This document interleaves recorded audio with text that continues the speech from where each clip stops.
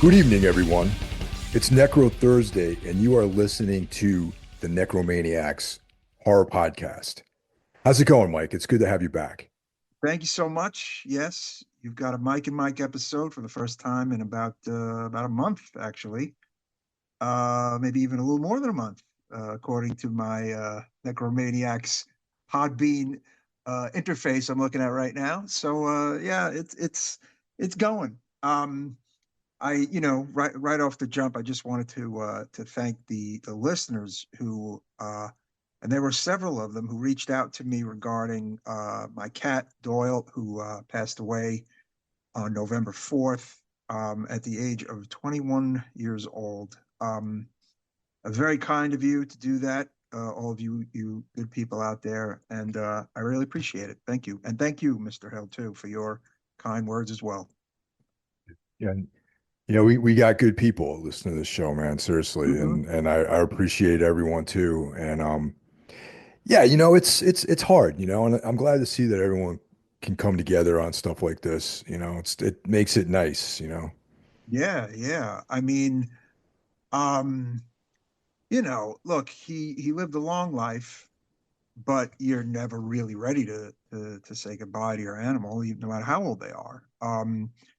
But he was suffering, and it was his time. I mean, I had taken him to the vet for his regularly scheduled B12 injections that I've been giving him, unbeknownst to me, every 2 weeks for the last 4 years straight. My vet told me. Wow. So, um, and he just literally was almost like deteriorating at the visit. You know what I'm saying? And it just had become, abundantly clear like that I could not take him home on that day, November 4th, as I thought I was going to before I got there.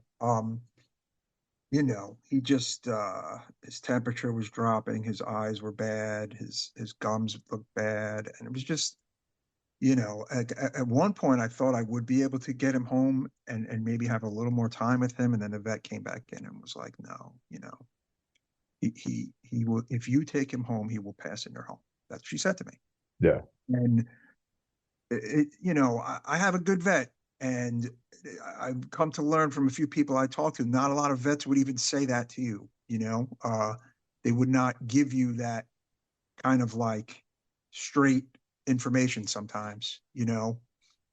Um, and they all loved him there. Like a lot of these vet techs, they were always so good to him. And Stella was with me the whole time, and it was a very, very rough day. But I am so thankful and grateful for the 21 years I had with Doyle, and he was with me every step of the way, every facet of my life, every move, every relationship, every high and low, and he'll always be remembered. I'm about to get in a couple of weeks a tattoo in his honor as well. So yeah.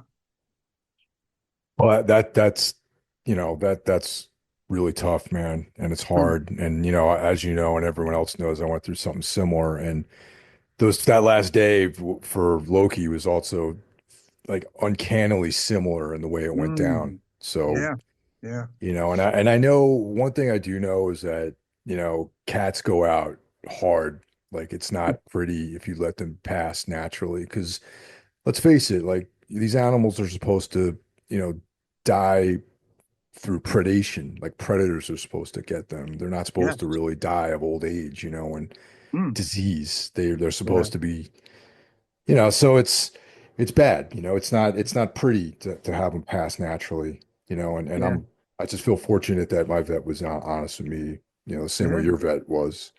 Hmm. And it, it's as they say, it's part of the deal of having a pet. I'd never had a pet before, so Yeah. this was especially tough for me. But I one day I will have another pet. I'm not really there yet, but I have decided mentally, personally, that I would like to have another cat at some point. So you know, and in true Mike fashion, I'm if it's another black and white cat, he'll be named Jerry, and if he's an all black cat, he'll be named Glenn. So I've mentally picked out the names already, Mike. So yes. Nice. Yeah. Yeah, over here we still have we have a whole like zoo over here. We got two cats and a dog. So, Yep. which is actually I don't know if it makes it harder or better, but I have to say it actually I think it makes it easier having the other animals around. Yeah, I would think so. I mean, you have something else to focus on, you have something else to take care of course, you know. But yeah, once again, thank you so much, listeners. I know we're starting this one off on a bit of a downer, but it has been quite a 2024 for me, as listeners know. Still looking for work, dealing with tinnitus, and dealing with the passing of Doyle. It's just, you know, been a rough calendar year, but I soldier on, man. That's admirable, man. And there really is only one place to go but forward. Yeah, no, absolutely, man. Again, I thank you, Mike, and I thank Jeff. And yeah, I'm lucky to have people who care and who reached out. And of course, the listeners who have just been really cool and great, and the fellow horsemen as well. Thank you guys as well. And yeah, I will not forget it. Speaking of the horsemen, let's give a rundown of the rest of the crew here. So, Yes. uh, so kicking the week off, every other Monday, we've got Horror Wolf 666, brought to you by Brandon Legion. And That's right. Brandon and I are I'm I've been asked to collaborate on Abraxas Horn, and that Mm. record's coming out. The record's coming out on the 26th, which I believe will be today, actually. I think today's By the time this hits, I guess, yeah. Listeners, make sure you're following Abraxas Horn on the old Instagram, right, Mike? yeah. Yep, there's an Yeah. Instagram. Actually, the 26th is not today, but Oh. it's roughly around the same time this episode's coming out. Right, The new exactly. Give or Abraxas take. Horn record's coming out. So yeah. But yeah, I was really, really happy and very honored to be working with him and Matt Prizzo on Abraxas Horn. So I'm looking forward to doing more music with those guys. So yeah, definitely check it out. Very cool, man. Yeah, good stuff. On Tuesday, listeners, why you have Into the Necrosphere, the greatest metal podcast in the land. A little bit of a slip of the tongue there. Um, Brought to you by the mighty Jackie Smith. Um, yeah, I am a little behind in my Into the Necrosphere listening, but it is a podcast I always greatly enjoy, Mike. It's going strong, man. And Mm. that's my Tuesday. I really look forward to that every Tuesday. And it's Mm. nice and long too, so it really works very well when you're at your desk doing some work to have that on. Yeah, yeah, totally, totally. On Wednesday, it's Mr. Hill's own Everything Went Black podcast, a bit of a potpourri of subjects and items, right, Mike?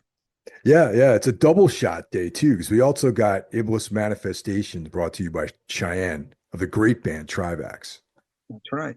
Why on Thursday, moving the week along, you have this podcast, the greatest horror podcast in the land, Necro Maniacs. One week you'll get Mike and Mike, one week you'll get Mike and Jeff.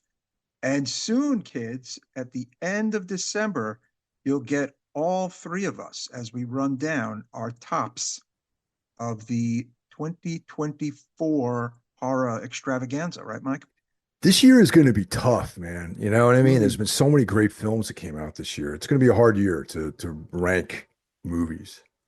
Yes, it is. And it's going to be a little hard for me as I have to cram in several more movies, but I'm up for the task. I will do it. Well, Um, the next few yeah, episodes are all new films that came out this year. So, we're right, trying to exactly. we're trying to stay current, you know what I mean? We are, including tonight's film. Yeah. But on Friday, moving right along, we have my brother from our actual mother, Mr. John Draper, and the Spitball Media podcast. They also, in a couple of weeks or so, they'll have their year end wrap up as well.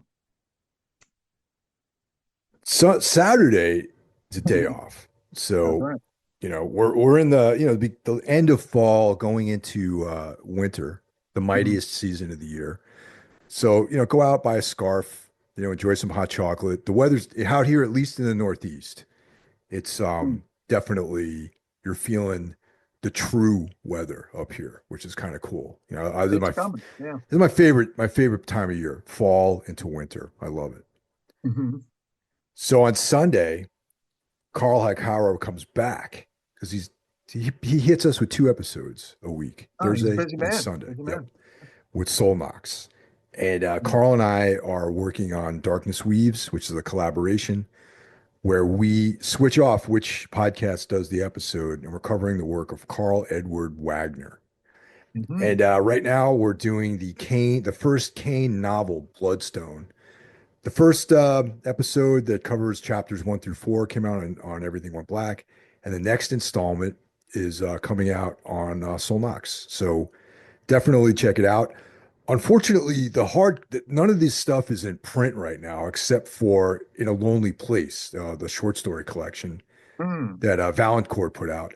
So all this stuff is only available on Kindle, and if you go on Kindle, the covers are atrocious, man. They're like the worst artwork I've ever seen. They look like these like romance novel covers or something. And that's the worst part about that is the books themselves have these incredible Frank Frazetta covers on them, and to go from that to these like Fabio looking dudes with swords is like a real downer. You know what I mean? Ah, yes, Fabio. Yeah, A simpler time when Fabio was in the lexicon, right, that's of right. popular culture. It was definitely a Yeah. simpler time. I'll tell you that. It's probably, I bet some people don't even know who the hell I'm talking about. They're I listening to the know show. we've dated ourselves. How dare we? I know. Well, kids, and I do say kids. Fabio was this long-haired, muscular gentleman that literally was a male model for the cover of romance novels, who became so popular that people wanted to know, well, who is that hunk of beef on the cover of that romance novel? Is that a good way to put it? That's That pretty accurate. Yeah. Yeah, and he had the accent. I forget exactly what nationality, what Euro country he's from, and he did a commercial for "I Can't Believe It's Not Butter," which was very popular. And he was a little bit of a celebrity for a time in the '90s. And there is your '90s 101 for the episode. I think Fabio is Italian, no? Is he Italian? Okay, yeah, he's Italian. Okay. It's sad because I'm Italian and I didn't even, that didn't even hit me in the face just now. So yeah, but yeah, simpler times. Hmm. And there you have it, kids. The horseman of the podcasting apocalypse with Fabio. We don't have any calls this week, but I'm just going to drop the number for you guys. So if you want to reach out to us and get in touch, leave us a voicemail. You can hit us on the old Necro phone at 908-913-0782. 908-913-0782. And it's always great hearing from you guys. We always welcome recommendations and that sort of thing. But real quick, before we kick this off, I just want to shout out Tony Todd, man. Rest in peace. The great Yes. Tony Todd. You know what sucks? He's on that short list of people that I should have got his autograph because he was at a shit ton of the cons I was at, and I don't think I ever did, but I do think I have a picture with him somewhere. I That's have to awesome, find it. man. Yeah, I think I have a picture with him. I mean, he Okay. was just a workhorse, man. So many roles. Mm. My favorite role is him is in Candyman. I think, in my opinion, that's like for me the pinnacle for him. He was great in that movie. But of course, he was in The Night of the Living Dead, the Tom Savini version that came out, the remake that came Which out in the I 80s. enjoy. I have a nice memory of seeing that in the theater with Yeah. Oh yeah. John Draper and my buddy Joe Affey from Maximum Penalty and Lament. We all went Yeah, to that see that that together. was we enjoyed that because I remember we did an episode on it a while back. Yes, we did. Yes, Yep. yes. Uh-huh.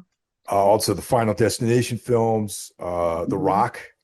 Mm. And then he was in some of the Star Trek stuff, like some of like I'm going to get it wrong, but I think he was in, some of the. I'm not going to even get an attempt because I forgot what seasons he was in, what different spin-off Right, right, series he was right. in.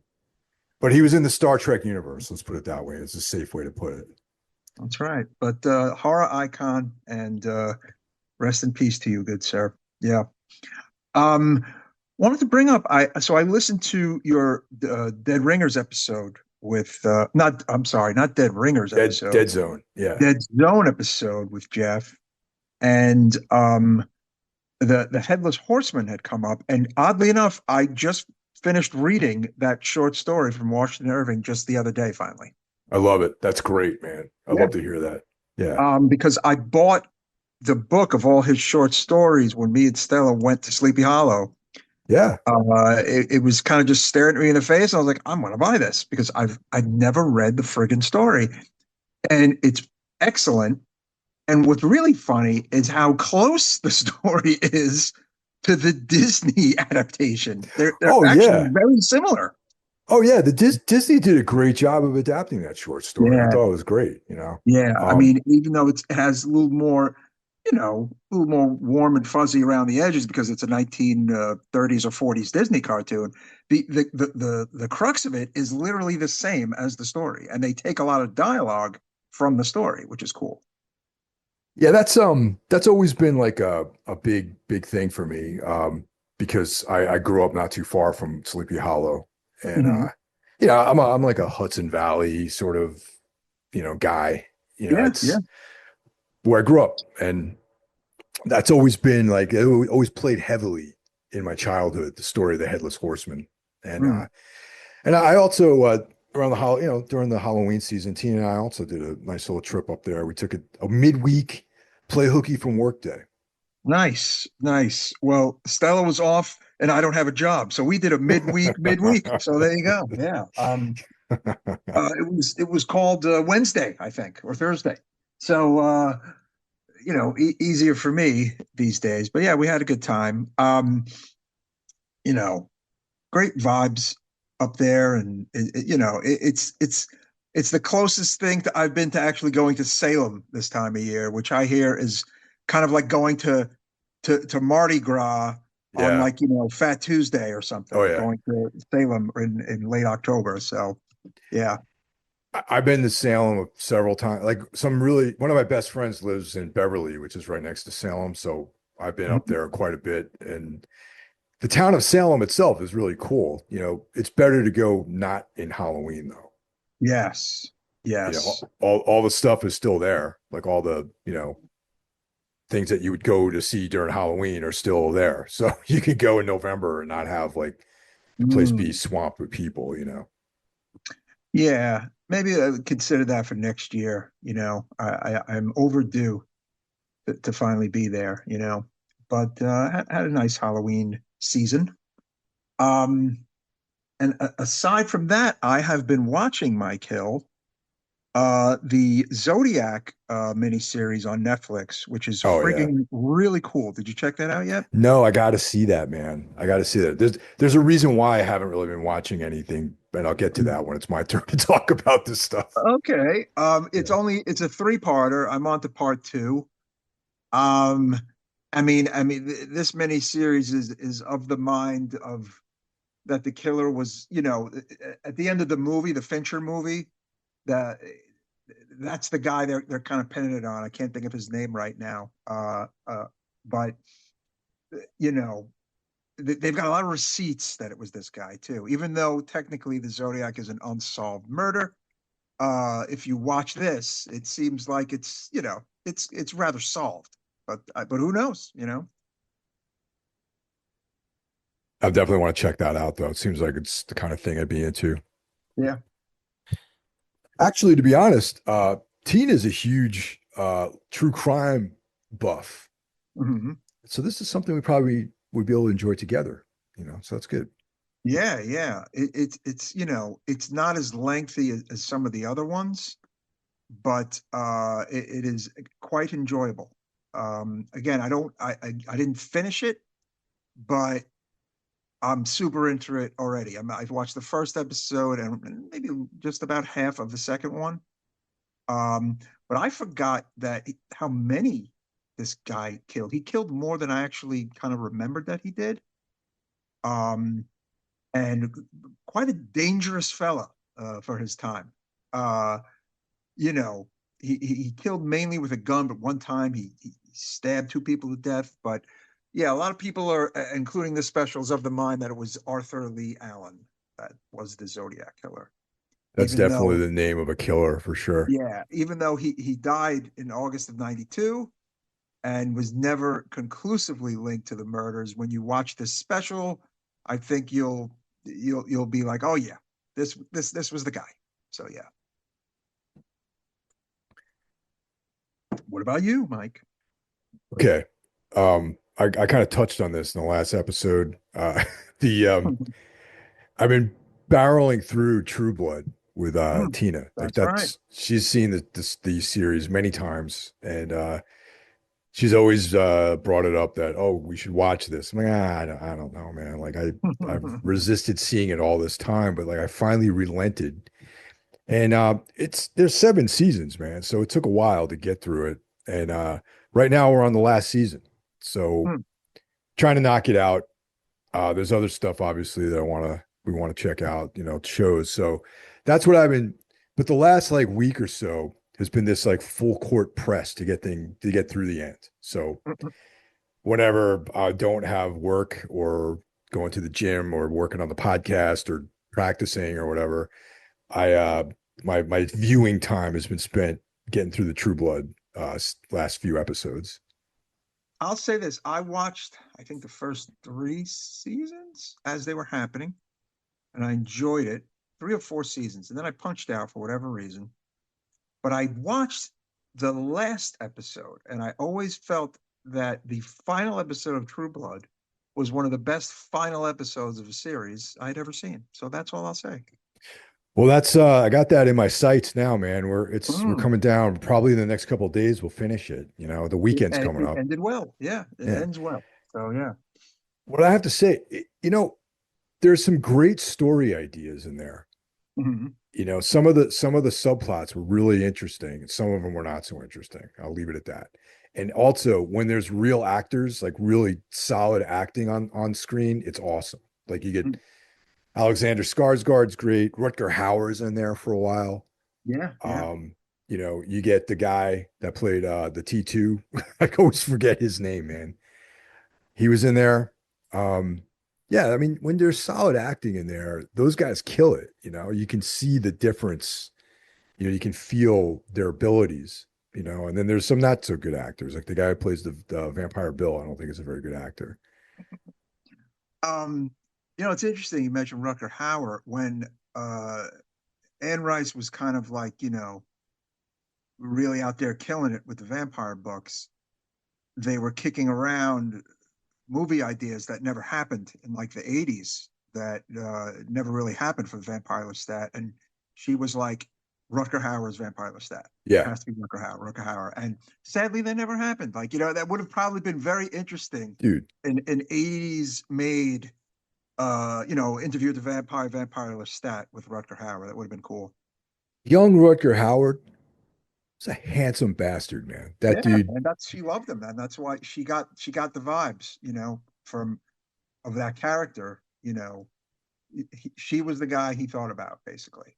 I mean, he was the guy that she thought about. Yeah. a great actor though as well. As far as being a stunning man, he's an incredible actor too. Very, very highly rated in my book as far as actors go. Yes, and it makes an appearance in one of our favorites, Dario Argento's Dracula, Mr. Hill. Yes, Yes, remember? sir. That's correct. So that's what I've been watching, but I just started reading The Keep by F. Paul Wilson, which Mm. there's that movie that came out, which I watched during Halloween, The Keep. And Mike, you don't have to curse the guy out. okay. Yeah, Oh, F. Paul man. Wilson. Yes, I know. Yeah. Come on. Yeah, what's funny is that uh, every time I hear somebody with the F before their name, I have to fight the urge going, that wasn't nice. But That wasn't tonight I said, necessary. Mike, you don't have to curse the guy out. Yeah. And that book is awesome. I've just started it. Mhm. Carl Hikera recommended that to me. We had a exchange about it, and he's right. It's a great book. So I'm going to be ripping that one to shreds over the next few days too. And I that book and the Dead Zone I bought because I've been trying to read the old just the stuff I have on hand right now. Mm. And after doing the episode of the Dead Zone with Jeff and confessing that I'd never read the book, I decided I needed to fix that. So that's after I finish the Keep, the Dead Zone's next. Well, I literally know of F. Paul Wilson because he's one of Brian Keene's pals. Like Yeah. that's a name that I've heard him say for years.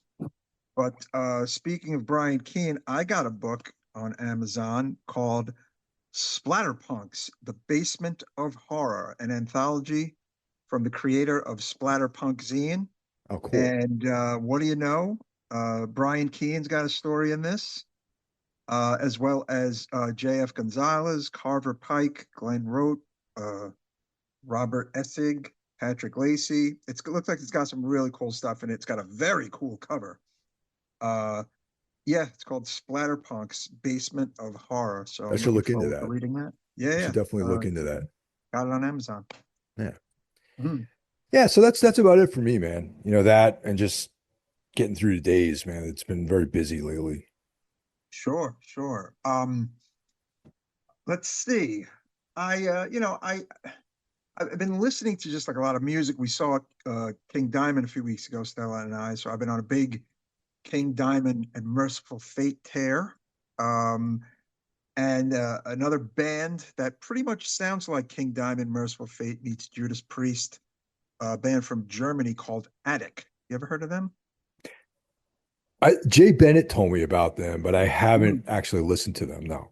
Yes, I've been fucking with them too. Really good stuff. And yeah, keeping busy because trying to find a job is a job in itself, as they say. So yeah. Yeah. I had tickets for that Mayhem show that got canceled. So that would have been my Mm. that would have been that was really looking forward to that. And the next show we're going to is probably Suffocation and I Am Morbid, who have replaced Morbid Angel because Morbid Angel have pulled out of the tour with Uada, and it's the Devastation of the Nation tour for this year. And I got to be honest, I'm kind of a little more excited that it's I Am Morbid because we're going to get Pete Sandoval and David Vincent. I would be interested in that because a number Hmm. of years ago we played with Terrorizer with Hmm. Pete Sandoval on drums and Hmm. he was having a hard time. So hopefully Ah, okay. yeah. Yeah, he's had a bunch of back surgeries, but apparently he's in perhaps better shape now than maybe when you saw him. But I'm just excited because I'll only hear songs from Altars, Blessed, Covenant, and Domination, honestly, because although I like the Steve Tucker era, I don't love the Steve Tucker era. So I like that it's going to be nothing but the hits, you Yeah, know? dude. I mean, David Vincent's the man, definitely. David Vincent, that was the greatest era of that band was when Of he was in course. it. Of course it was. And look, people like to give him shit because of his country project, yada, yada, yada. I don't care. He could have a rap project because Altars, Blessed, and Covenant and Domination are that good that I don't care what he does. He has he has legend status. Period. Like for me, for death metal and for lots of people. So, that's the songs he's going to be doing. So I don't care what other projects he does. And he's like legit like satanic too, which I appreciate. You know, I think so. Yeah. um, I don't know if that is 100% true anymore. I mean, I imagine it could be true, but Well, I mean, I'm I talking about the know more when he was in Morbid Angel when during he those was in Morbid years. Angel, Yeah. yes, absolutely. I know Pete Sandoval is no longer a Satanist. He has actually said he's Christian. So, um, but again, don't care. I care about the music and the hits and the impact that those records had. So I again, I don't care. You know, um, it's kind of like the liking. I liken it to the clowning of Chris Barnes. Like I don't really care if 6 Feet Under doesn't make great records anymore. I care that the first four Cannibal Corpse records are awesome. Yeah. And I also, controversially, back the first several 6 Feet Under records Oh as no, well. dude, that Yeah. Haunted is Oh fucking my God, I sick, dude. love That's a that great record. record, man. It's like Fucking love it. that's Hmm. one of my favorite death metal bands of all time. That record is one of my favorite death metal records of all time. That's just like fucking classic, if you ask me. Yeah, it's like one fucking moshy, fucking catchy riff after riff. The vocals are cool. Like I love that record. Again, legend guy, so I don't care, you know, what, the young kids will say about him on, Twitter or Instagram. I grew up with these dudes and these are my dudes. So that's that. I back it totally, totally back that Yeah, statement. Yeah. yeah. All right, man. So let's talk about our feature this week. Hmm. And everyone's been talking about this film, Yes, you know. yes. And of course, we're talking about Terror Terrorizer. Yeah. Terrorizer 3. Yes. Terrorize. Terrifier 3. Okay, it's so funny that you just said Terrorizer because the amount of people on social media that often refer to this movie as Terrorizer is bigger than I think some people know. I've seen people mispronounce it or mistype it, or because Terrifier is not, doesn't roll off the tongue that great in my opinion. It doesn't. Um, and people never use the word Terrifier. They No. use the word Terrorizer way more often, and they're similar sounding words. So it's very funny that you just referred to it as that. Yeah, well, there's that Pig Destroyer record, Terrifier too. So Right, that, right. yeah. But like people kind of do a little slip of the tongue, and I think shit happens. Uh, Terrifier 3, yes. Yeah. Damien Leone's third installment into the world of Art the Clown. Yeah. Written, directed, and edited by Damien Leone. So Mhm. this film came out September 19th, 2024 at Fantastic Fest, and then broadly in the US on October 11th, 2024. And I saw this movie in the theater. Yeah, me too. Yeah. But I'll say I saw it the other day, which is literally 4 weeks into a run. It's still in theaters. Yeah. Um, that is very good for a horror movie that had a budget of 2 million. It is currently at about $83 million, which is unbelievable. Um, but yeah, it's funny. I was talking to brother John Draper earlier, and he had alluded to the fact that they really spent more on this one, and I said something to the effect of, I don't know, it actually seems like they pretty much spent the same as last time or less, in my opinion. But that we'll get to that. I didn't see any huge leaps in budget this time No, around, I, but I the agree budget with you on was that. 2 million. Yeah, what do you Yeah. think about that statement? It seems to be, yeah, the same amount of money was spent on the making the film, and I Hmm. know they spent less time on it too than they did for Terrifier 2. Yeah, and I think that shows too, and we're going to get to that as well. Yeah. Um, Tonight, folks, I just got to say, I think you're going to be a little surprised at Mike and I's take, but I want you to, of course, hear us out and swallow the medicine, of course. And many of you may disagree with some of our takes, and that's okay too, right, Mike? Yeah. So we got us, David Howard Thornton returning as Art the Clown. We got Lauren Lavera as Sienna Mhm. Shaw returning, Mhm. reprising Yes. her role. And we also have, a young version of her, Luciana Elisa. Hmm. We've got Elliot Fulham as Jonathan Shaw, her younger brother. That's And right. we know him from, sort of he has like a YouTube channel or something like that. Yes, he was on Little Punk People for a long time when he was a younger man. Yes. Yeah. Yeah, he Hmm. still looks like a younger man. So we got Samantha Scafidi as Victoria Hayes.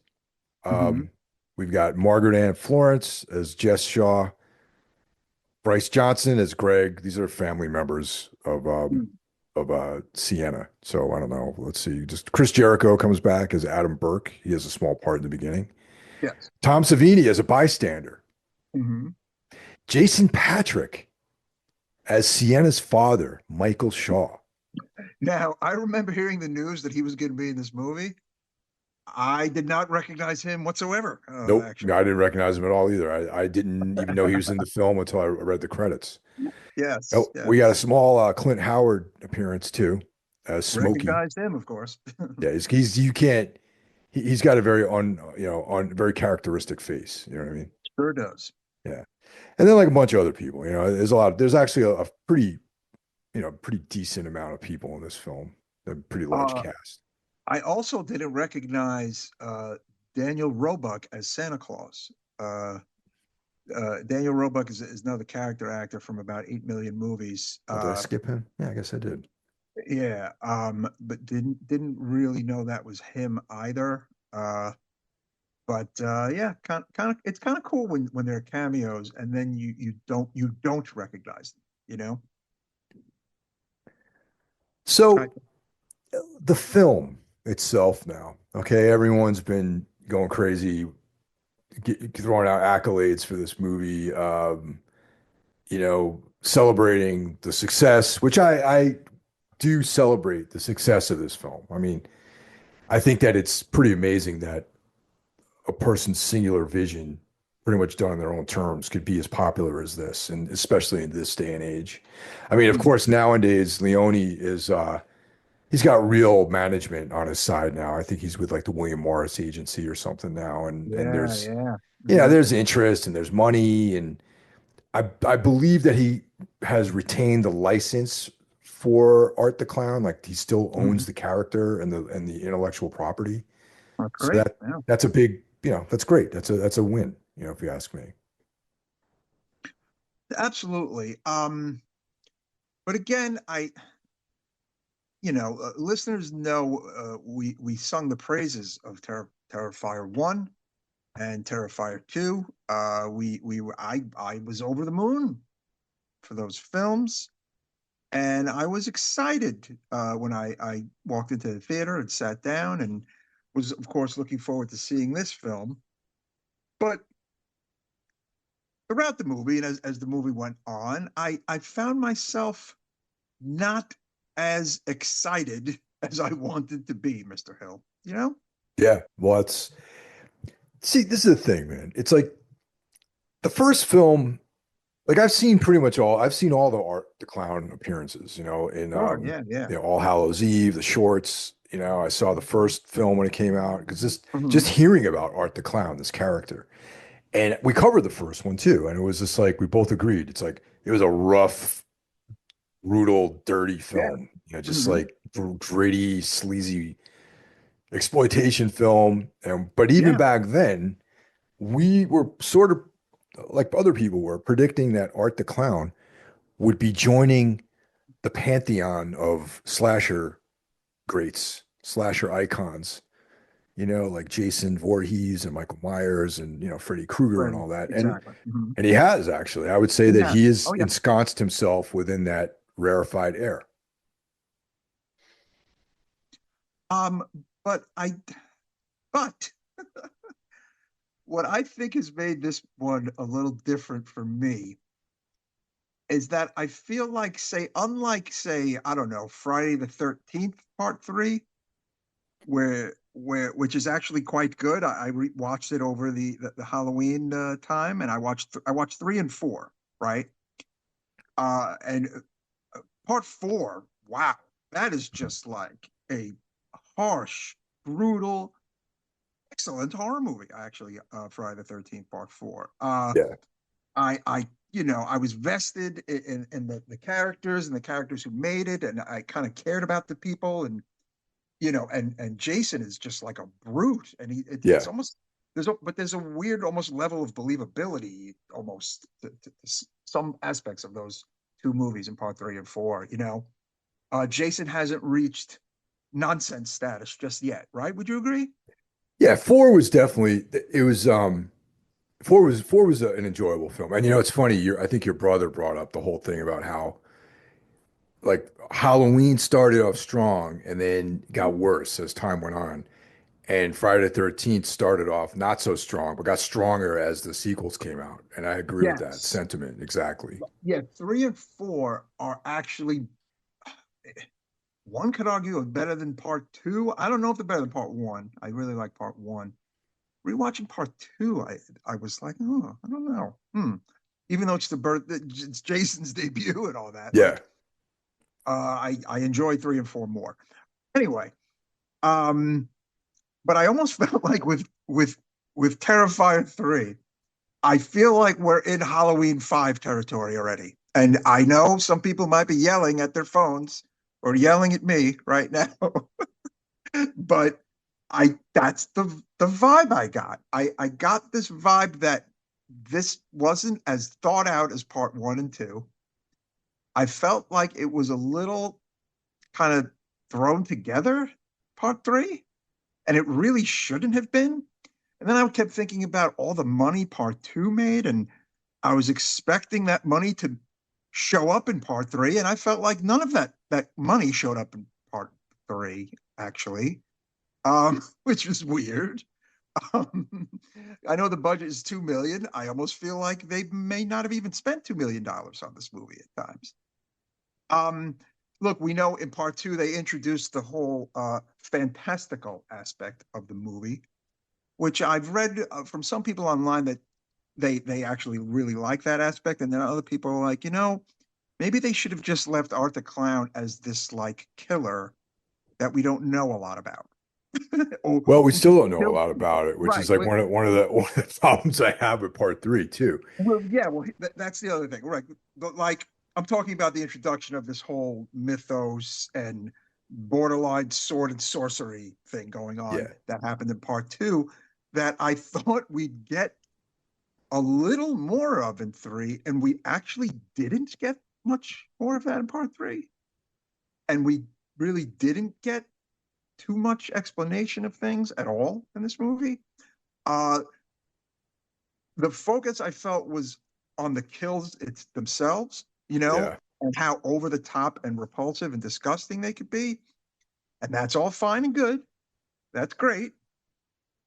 But I don't know. Maybe 2 years for me as a person has changed me, because I just found myself not even enjoying that aspect of this movie, Michael. And the movie was over 2 hours long still. Like it not Yes. quite as long as two, but still pretty long. You know what I mean? And most of the time, and it didn't advance the story at all. That's the thing, No. And I'm one of the guys who likes the sword and sorcery parts that were the Mhm. mythos and the whole backstory and the fanciful elements. And in two, I was like, oh wow, now this I'm on board for this. You know what I mean? I thought that would be cool. And it's almost like one and two could have been the same one movie if they cut out all the bullshit. You know what I mean? Mm. It could have been one 2 hour long film because three didn't advance the story at all. It was like nothing No, happened until like the last third of the film, really. right. What we do get in three is, well, spoiler alert, is we get another young girl to save, basically, with her cousin, basically. Yeah, Yeah, her cousin. Yeah. her cousin, Go her first going cousin. into hell, which that now and that's the thing.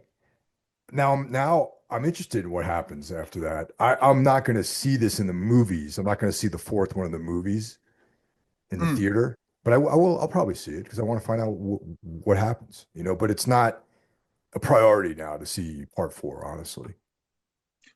Yeah, but again, I'm gonna go back to how I was feeling for some, like how I think what I want in horror and what I maybe don't want in horror anymore. I don't know. Like, I almost feel like if there's gonna be the really dark stuff, the really ultra violent stuff, I'd almost rather see it in like an art house setting. Like, remember how I talked about how there may be an American Psycho remake that is by the book, which would be Yeah. almost like this ultra dark, over the top violence, but in a serious manner.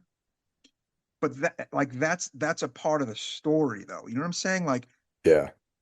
it's a serious movie, you know, and I think because I'm the on book board is with that. serious, right? Yeah.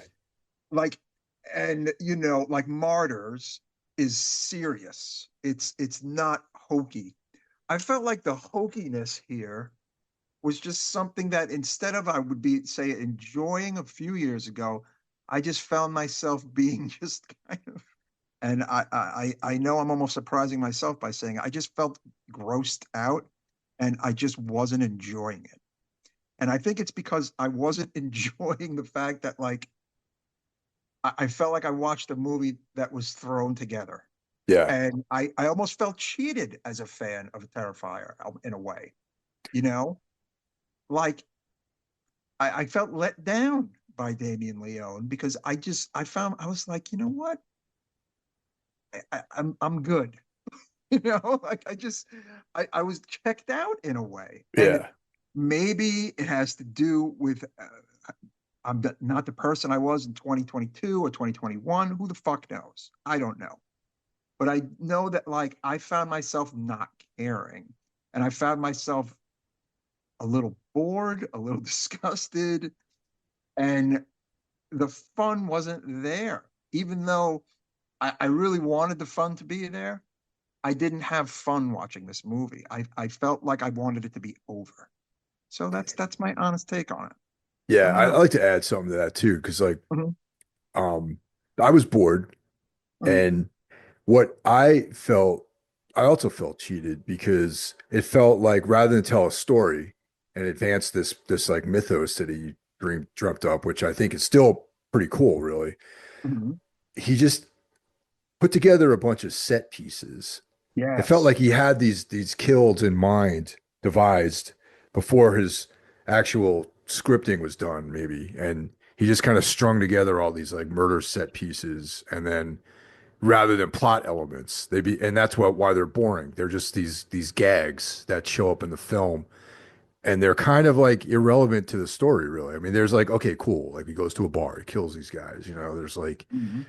the only one that debatably was part of the plot was when he murdered the podcaster and her boyfriend. Mm.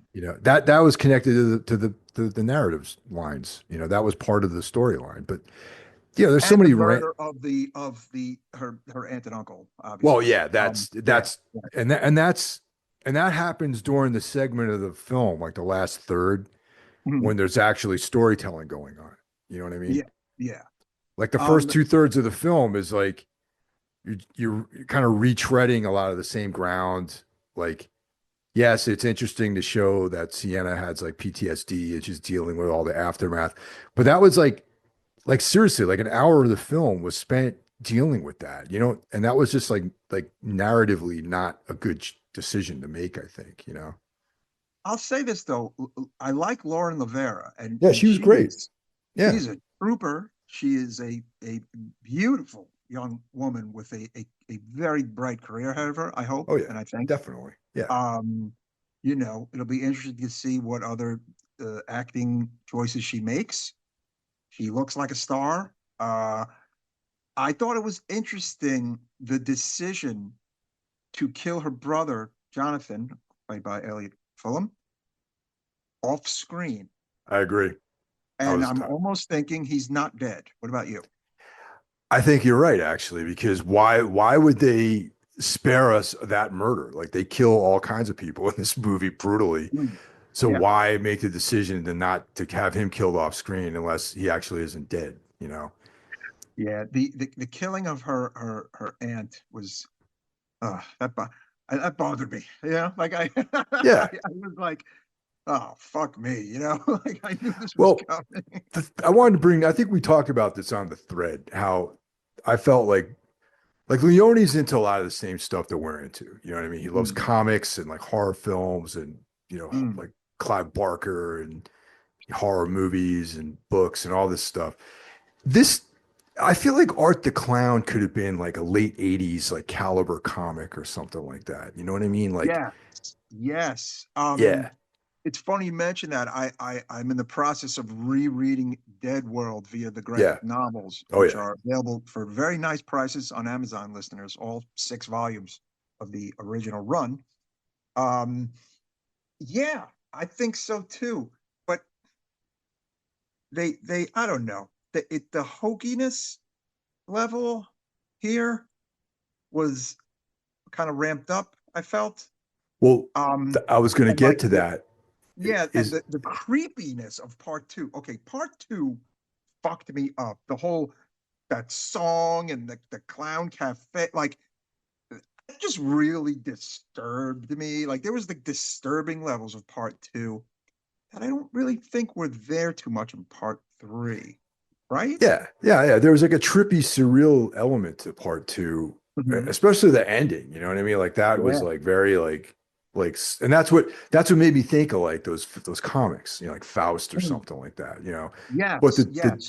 the difference though is that Dead World and Faust both had very tightly scripted stories, Hmm. and they were just better written. You know what I mean? And the violence and all the depravity was like fit into the storyline nicely. Hmm. They weren't just like, all right, let's see if we can gross people out. What can we do? Like it wasn't like a series of geek shows. You know what I mean? Like watching a guy bite the head off a chicken or something like that in Coney Island. It's like this. Those types of the Dead World and Faust had like a very good story, well written, that sort of thing. And I just feel like Damien is maybe as because he's writing, directing, and editing, maybe he needs to have someone to help him out with some of these things. Maybe he just needs to write, and direct. I don't know. Like Yeah. I feel like he was over his head in part three, and I feel like the movie just missed the mark, man. You know what I'm saying? Well, look, I don't know if this is a case of you know, Damien Leone being too busy counting money. I don't know what it is. Okay.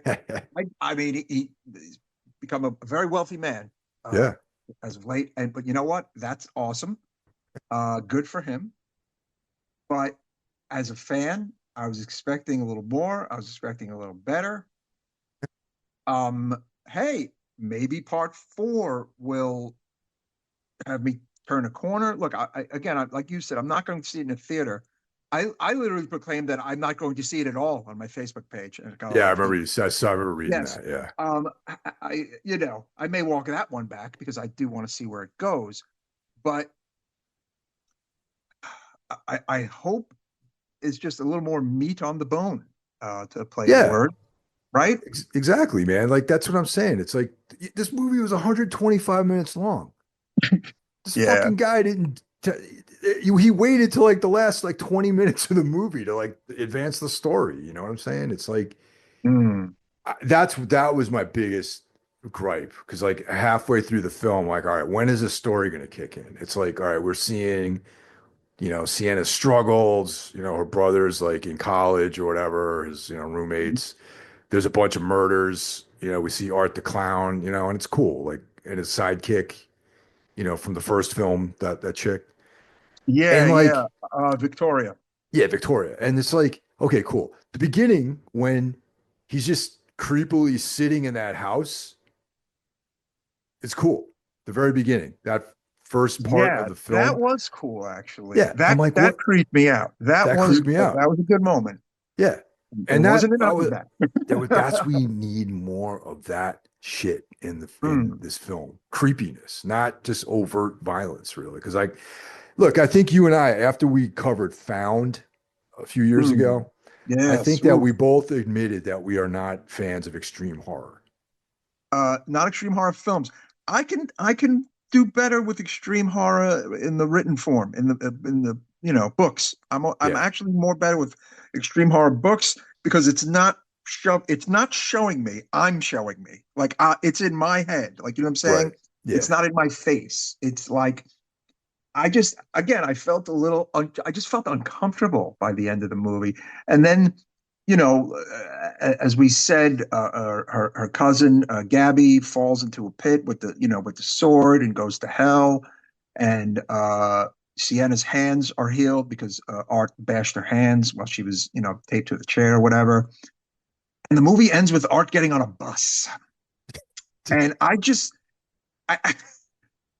zero thought into that ending. I'm sorry. I just was like, Yeah, no, really? I'm with you. Like, come on, man. Like, uh, I, I was again, I felt that Art the Clown fans deserved a little better. And maybe I don't know if I'm being snobbish. I don't know if I'm taking this too seriously. I don't know what I'm doing. I just know that I'm not slobbering all over this movie like everybody else No, is. I'm And definitely not, man. And like I yeah, I really was bummed on how little of the story was told, and mm, the swords, and the demons, I'm down with that. Like I want that.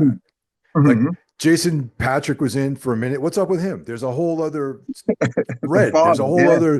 There's a whole backstory with him that they spent like 3 minutes with him in that. It's like we're working with over 2 hours of runtime. Mm. It's like try to develop the story. That's like my problem with this, and it's like there's a backstory with Jason Patrick, but no one knows what the hell it is because he doesn't tell the fucking story. It's like you see him, there's something Mm. going on. Tell us what's going on. We need something to work with here. You know what I mean? And Yeah, like I you don't. know, Hmm. not everything. It's like you want to reveal enough to keep people interested and not feel like they're being played. That's like my feeling about all this. Agree, agree. A few people whose opinions I respect and like a lot said this is their favorite horror movie of the year, and I'm just like, No way, dude. no, Yeah. it's not my favorite horror movie of the year. Yeah. I Terrifier 2, I believe, was my favorite horror movie of 2 years ago. Yeah. I really was, that kind of knocked my socks off. This one, I don't know. It's like the Rob Zombie. I wrote this on a napkin. I almost feel like like I was sitting down and I had a napkin on me and I wrote the idea down on a napkin. Um, you know, it's like did Damien Leone like just like not think this one through? He just wanted to make sure he had something out for, Halloween of 2024. Maybe. I I don't mean, know. I would like to believe that he has this whole thing like outlined to some extent. Most writers outline everything out and they fill it in with story, and it's like I would like to think that he has an outline of this entire trajectory of Art the Clown and Sienna and what's going on because there is an interesting story there. It's like maybe Art is like some like Pennywise or something like that. You know what I mean? Some intergalactic interdimensional creature that's manifested in this reality as this clown. I don't know. Like, maybe that's really what it is, but who knows? And it's like, I don't know. Maybe we'll never know. You know what I mean? Well, something. I mean, I'll say some things I liked. I did like the opening scene. Yeah, the The opening opening scene was scene cool. it was cool, and I like Damien Leone's decision to not show the murder of children. So I like Yeah. that idea. Yep. I Uh, give him that. any children murdered is kind of off screen. That's a good thing. I like that. It has been, he confirmed back in September of 2024 that Terrifier 4 was in development. So, duh, it's coming. Um, but I don't know. I feel like there's not a lot of people saying what you and I are saying, Mike. It seems pretty obvious to me that this is like people are under some mass delusion about this movie or they want to like it, which I get because there's tons of shit I want to like too, but I wanted to like this movie, I went into this thing hoping that it was going to be a continuation of Terrifier 2 and like it was going to advance the story and I'd be like, oh cool, there's going to be swords, and demons and stuff like that. And then there was at the end, but like there's just too much pointless murder set pieces and Hmm. then not enough development of anything, which I knew that what I was getting into with this film. I knew it was going to be extreme violence, which is like, all right, Yeah. cool. But have it make some narrative significance to the film, and it's just like not just to demonstrate how brutal art is, because like you can do that and still advance the story. Look, the original Terrifier was a surprise like return to like holy shit horror, right? It Yeah, was like definitely. it was really cool and different, and it was made very cheap, but it was very effective. Terrifier 2 was this mind fuck in a way, like this, like, whoa, like I was just really creeped out by it and I was very impressed by it. Okay. Yeah. Terrifier 3, I felt had not a lot of thought into it, not a lot of like fleshed out ideas. And it's like I said, it's almost like the jump from Halloween 2 to Halloween 5. I almost like like Yeah. No, I hear you. and that's not really a good thing. Can it redeem itself? Sure. But I don't know if I should expect the world. Maybe I'm expecting too much from a gross horror movie, but I don't know. I think uh, everybody has their own opinions on movies. Everybody looks at movies differently and for different reasons. Is it horrific? Yes. Is Terrifier 3 scary? Maybe that opening scene was scary, but the rest of the movie, no, not really scary. And that scene of the two of them in the house, that was scary. It had scary scenes. I don't think it was a scary movie. Horrific, yes. Disgusting, yes. But great? No, it's not great. Terrifier 3 is not great. No. Yeah. I mean, I thought Oddity was scarier than this movie. Oh, yeah. Oddity right now is resting comfortably very high on my Yeah, list as me of right too. now. And some people I know did not like that movie. I thought it was really cool and different and original and great and effective. Okay. Um, I was vested in it. I was not looking at my phone during that movie. Okay. Um, I don't know. I think some people will be surprised at our reaction, but that's okay. Uh, yeah.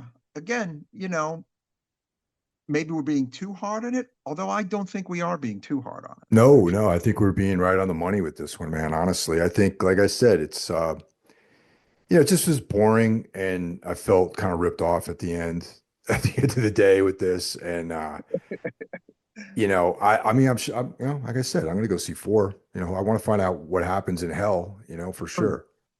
Maybe Yeah, four I will mean, turn it hey, around. Maybe it'll turn let's around. use some of this money, people. Maybe we should use some of this money. I don't know. Call me crazy. Yeah. And maybe Elliot Fulham's character is alive. I have a funny feeling he is. The again the decision to kill him off camera, very strange. Um, but yeah, Lauren Lavera, she's only 30. Actually, I thought she was younger. She's 30 years old. I thought she was younger than that, actually. Um, you know, she's going to be a star, I think. If she Oh yeah. actually, she's already a star. She's Yeah.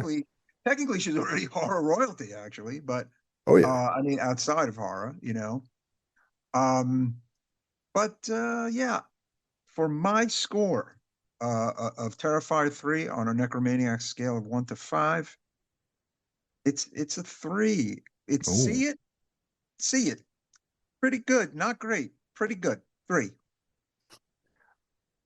that's very kind of you, I think. Yeah. Okay. I give it a 2.5. Aha. Yeah, I was because wrestling with the 2.5. yeah, I had to be more subjective this time around because how like sometimes in the past I've been like get weighted it because I know that it's a general audience, maybe I've been understanding of other people's likes and dislikes. But this time around I'm just going straight selfish on this one. I think Okay. that like for me, there just wasn't enough story there. And for after 2 hours of sitting in this theater of over 2 hours, and it was in an AMC that we saw it too, which I'd sworn off ever. I've been shunning AMC's for like the last several years. But it was none of the cool theaters carried it, and there was literally the only place we can go to see it. So I went to sit in over 2 hours in an AMC theater, which I hated, and Mm. there was no not really entertained. I was bored. Mm. um, you know, and yeah, I just was not into it. And if all you want is to see gross murders and stuff, then yeah, this you might love this movie, but that's not Yes. Mhm. not really what I'm into. I mean, I I stated earlier on that I'm not a fan of extreme horror in film or books, really. Mm. Um, this just wasn't for my taste, really. So, but with all that said, I can appreciate, like, Martyrs. Martyrs, you can say Martyrs is an extreme horror movie, and I loved it. Of That's like one of course. my favorite all time films, and that But was a again, great story. it's more, there's way more going on. It's more, I don't know. It's more highbrow. This is lowbrow, and that's But I fine. Lowbrow is fine. We like lowbrow. we I like do, lowbrow. we do, but I also think that there is a good story behind all this stuff that's just not getting enough attention, and that's Mhm. why I thought I give it a 2.5. That you're distracted, he's distracted by all this gore, Mm. and the story is suffering because of that. Yes. Um, Again, I flirted with a 2.5, but it's worth seeing once, in my opinion, even though it's not great. Like,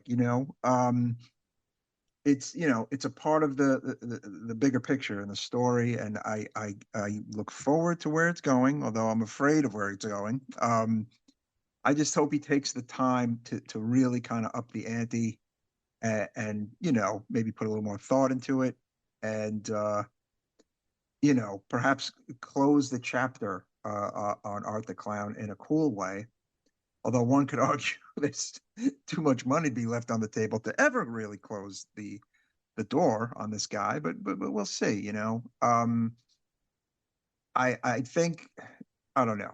Again, I almost felt like it was a Halloween 2 jump to Halloween like 5 or something like that, and or like a Friday 4 jump to like Friday 7 kind of jump. Yeah, You know, yeah, um, but yeah, you know, win some, lose some.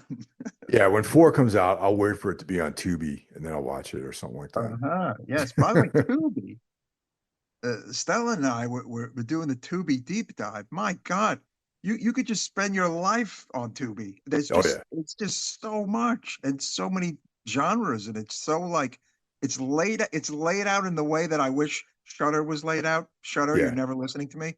Um, you know, please fix your menu, please.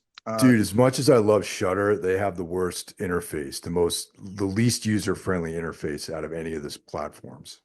And they haven't touched it in years. They have Nope. not changed it or touched it in years. It's very strange, but I don't know. Maybe somebody at Shutter will hear this. I don't know. Please fix that. Please give Joe Bob a hub, please, and put it in order for God's sake. Um, yes, with the year, because there's no years. There's no. It's just like, you know, listeners know my complaint. But yeah, Tubi's insane, and I could spend like days and weeks combing through the amount of fun stuff on there. There's even an Italian horror section, you Dude, know? yes, there is. That's Yeah. fucking killer, man. I love that. There's like an Italian westerns section. There's like exploitation. There's like it's crazy. Like whoever is in charge over there knows what's going on. All right. Yeah. All right, man. So that's it. We finally got to this. We've been talking about it, Yes. and now it's done. And you guys, hey, if you like the film, that's great, but it just wasn't my cup of tea. So there you go. Yeah. Our other co-host Jeff has never seen any of them. So there you go. That would have been great if Jeff only saw this one. Oh, forget it. Oh man. I though, Jeff, I would like you to watch part one. I don't know. You don't have to. Although I would love your take on part one at the very least. You never know. Yeah. Well, Oh thanks for man. But listening, everyone, and yes. we'll talk to you next week. See you next time. Thanks, everybody.